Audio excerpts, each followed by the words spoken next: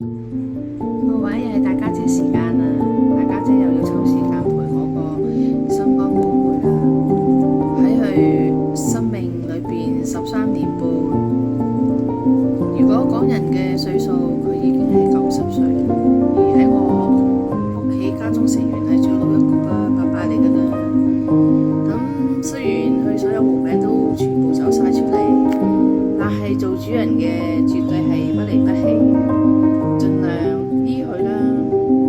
但係當醫佢嗰方面係唔能夠舒緩到佢個症狀嘅，咁主人只可以選擇最壞嘅打算啦，查詢醫生嘅意見啦。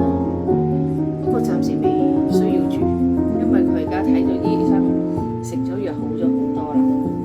咁每一日呢都係咁樣啦，如此類推，坐喺個大門啦，因為我隔離左右有兩隻狗仔，一隻係青山啦，係一隻白狗嚟嘅，一個叫 Win Win 啦，係松鼠狗嚟嘅。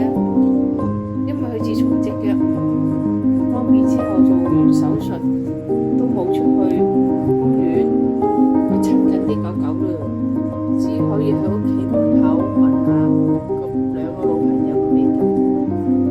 佢個心情我明白嘅，可能佢都覺得自己都咁大年紀啦，可能都未必可以繼續走落去。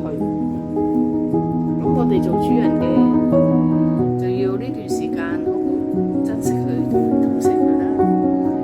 波波，媽咪叫你啊，食嘢啦。喂，過唔過嚟啊？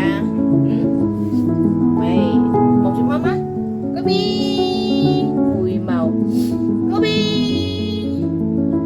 好啦，今日嘅分享係咁多啦，所以